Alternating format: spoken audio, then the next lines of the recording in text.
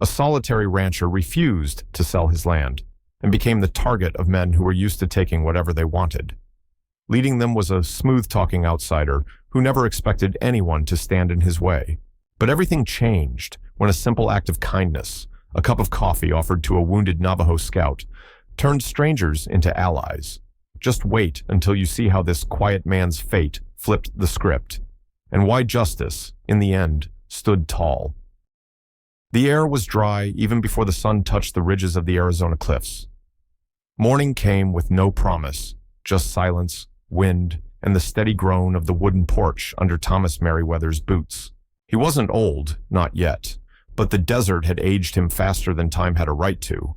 Years of cattle, rust, solitude, and silence left deep creases in his face and a heavy quiet in his chest. Thomas lived alone. A modest ranch house and a dozen scattered barns stretched across a dusty tract of land, inherited from a father who had fought for it and a mother who had prayed over it. His wife had passed 2 winters ago, and their only son, Nathan, had left for service and never come back. The letters had stopped. No news came. No body returned. In this place, loss came quietly. Sometimes you only noticed it when nothing answered back. That morning, Thomas lit his stove like he always did, boiled coffee in an old dented kettle, and stood on his porch watching the horizon. He wasn't expecting company. He never did. It started as a shimmer, something that might have been a trick of the heat. But Thomas had learned to trust his instincts more than his eyes. A figure moved through the haze, not a rider, a man, on foot, walking slowly, almost limping, as if every step cost him. Thomas didn't reach for his rifle, though it stood leaned against the doorframe. Something in the stranger's posture spoke not of threat, but of exhaustion. As the figure came closer, Thomas saw he was young, maybe 20, Navajo by appearance, his long dark hair matted, his clothes torn at the shoulder and dusty as the road itself. A leather pouch bounced against his side, and his left hand clutched his ribs like he was trying to keep something in. They said nothing at first. Words seemed too heavy for that stretch of silence. Thomas turned, poured coffee into a tin cup, and held it out. The young man paused, his gaze steady and unreadable. Then he took the cup with both hands and drank like it was the first warm thing he'd known in days. Thomas waited. The man finished the coffee, lowered the cup, and for the first time spoke. Not loudly, not in warning or gratitude, just 5 quiet words. "You don't know what's coming." And then, without further glance, he walked off into the dusk. Thomas remained on the porch long after the silhouette faded into the canyon's curve. The words weren't a threat, they were a promise. The desert had given no signs. The cattle still grazed, the birds still called. But something had changed, not in the air, in the ground itself. And Thomas knew he would not finish this week the same man he was that morning. Thomas barely slept that night. The silence, usually a comfort, pressed down on him like a heavy wool blanket in summer heat. Every creak of the house, every restless groan of the wind through the mesquite trees made his hand drift near the rifle, but he never picked it up. Something deeper than fear was stirring in him, something older, a quiet intuition, honed over years, telling him that the world beyond his fence line had already started to shift. When the sun finally cracked the ridge, it wasn't the light that woke him. It was the sound. Hooves. Dozens. No, hundreds. A steady thunder rolling through the dust, too many to count, too close to ignore. He pulled on his boots, stepped outside, and stopped on the porch with his hand gripping the rail. They were everywhere. From the mouth of the canyon, riders emerged in a sweeping line that cut across the land like a shadow. Horse after horse, all mounted, all focused, silent. Navajo warriors, adorned not for show but for purpose. Leather bands, feathers, painted cloth, quiet eyes that didn't blink as they approached. The morning sun lit their silhouettes in gold, and the dust curled behind them like smoke from a slow-burning fire. At the center of the front line rode a man older than most. His silver hair was braided with leather, and his face held the weight of years. Not burden, but memory. He dismounted first. Others followed, fluid, practiced, respectful. Thomas stepped down from the porch. He didn't raise a weapon. He didn't raise his voice. He simply stood, waiting. Not with fear, but with the kind of stillness that comes when a man understands he's standing in a moment that doesn't belong to him. The older man approached and stopped a few steps away. His voice was clear, low, and resonant like wind in a canyon. "The boy you helped last night. His name is Cato. He is my grandson." Thomas said nothing. "He wandered far from our people to watch the valley roads. He was not meant to be seen, not meant to be found. But you saw him, and you gave him fire." Thomas's brow furrowed. "Fire?"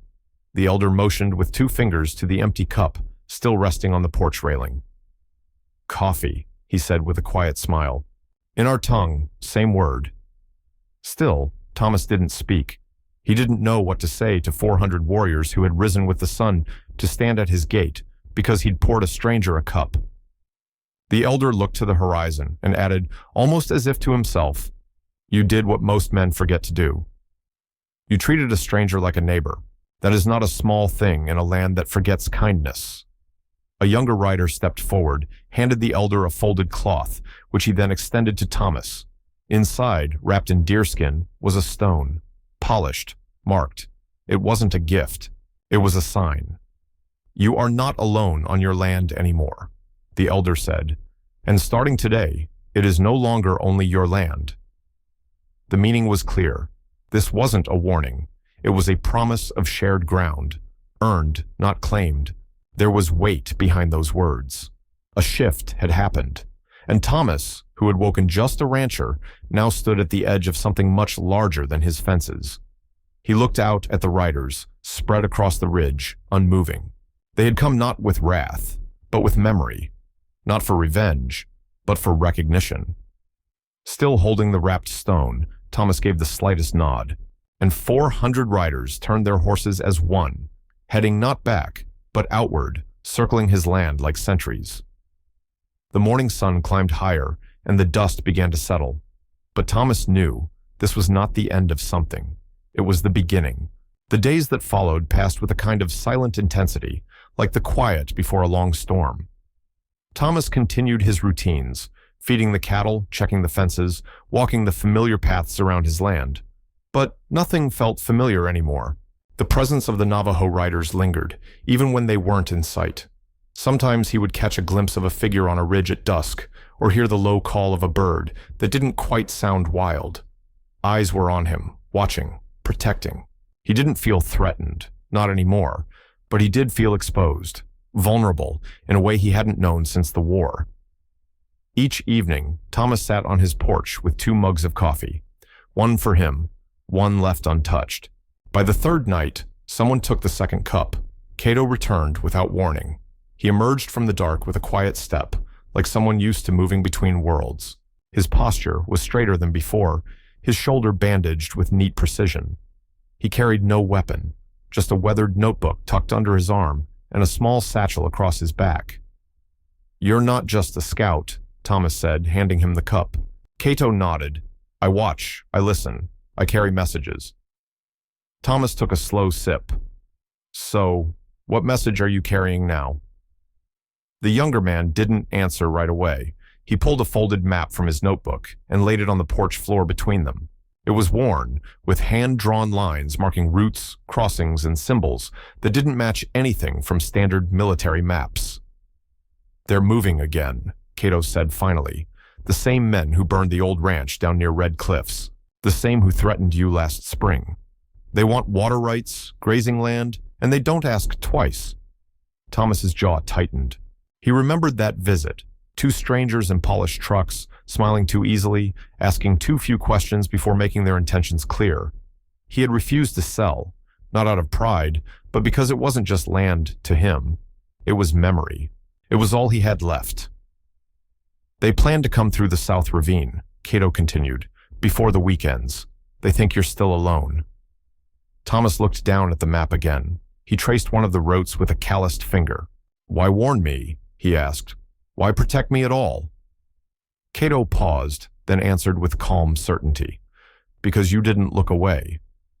There was no ceremony to it, no dramatic gesture, just that single truth.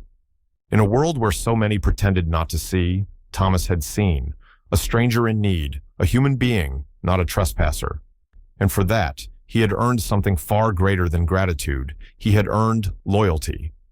Cato stood. "You'll need to decide. If you stay, you won't be standing alone." Thomas looked out at the darkening sky. The stars were starting to break through, sharp and cold. He had lived alone for so long that he'd forgotten what it felt like to be part of something larger than himself. And now, the weight of that possibility was as heavy as it was welcome. "I'll stay," he said. Cato nodded once, then turned to leave.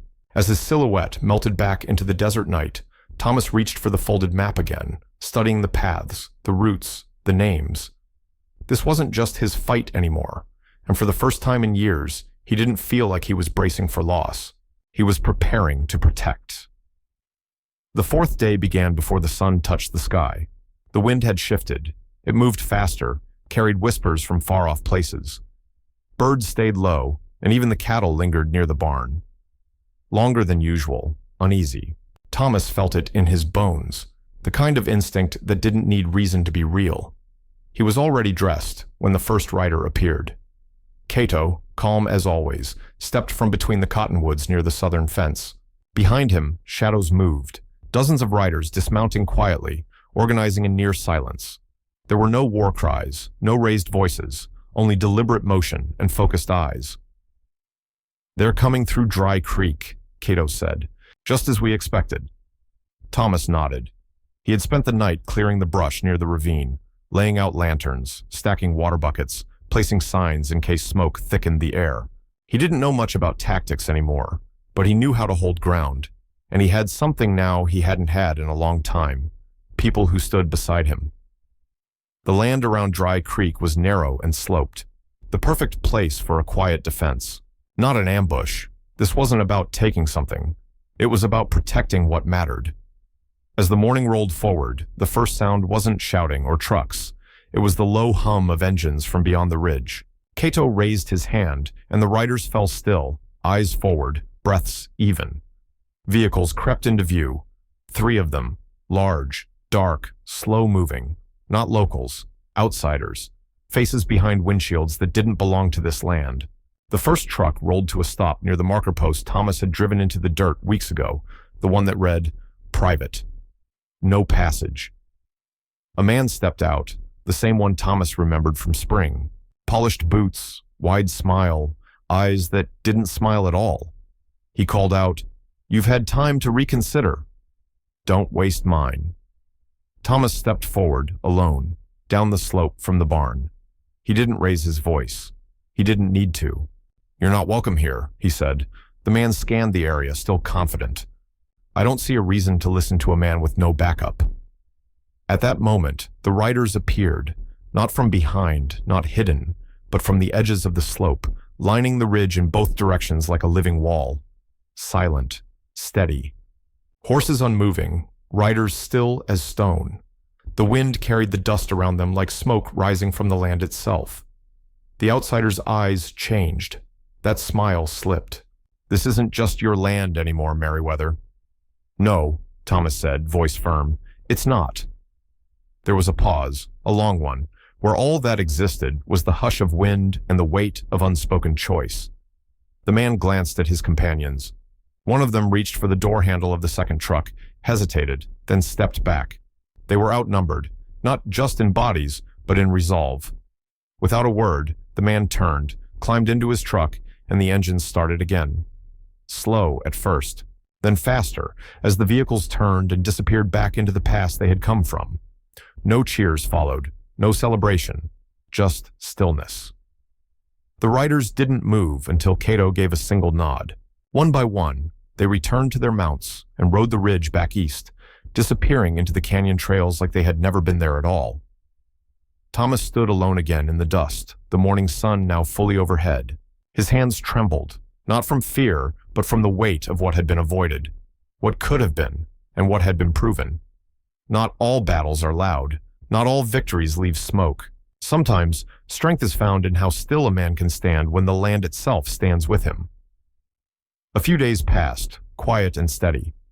Thomas went back to his routine, mending fences, tending to the animals. But the land didn't feel the same. It felt watched over, not in fear, but in quiet understanding. He still walked alone, but not once did he feel lonely. One morning, Cato returned. He arrived on foot, leading a chestnut mare with a calm stride. No words, no ceremony, just the same quiet weight that had followed him since the first meeting. He handed Thomas the reins. "She's yours," Cato said. "A gift. You've earned her." Thomas nodded, brushing a hand down the horse's neck. He didn't ask what for. He already knew. They shared coffee again, this time with something unspoken but clear between them: trust. The land had accepted Thomas, and so had its people. Not as an outsider who offered a favor, but as someone who had acted without needing a reason. From the porch, they watched the horizon. A few riders moved along the ridge, relaxed now, their posture easy. They weren't guarding. They were simply nearby. Thomas let out a slow breath. "I used to think this place would outlive me and forget I was ever here," he said. Cato answered softly. "The land remembers those who stand with it." As the sun dipped low, painting the sky in gold, Thomas walked into his field. The wind passed through the grass like a whisper. He paused, hand resting on a fence post worn smooth by years of weather and work. He had once been just a man with land. Now he belonged to something, not because he'd asked, but because, when the time came, he didn't look away.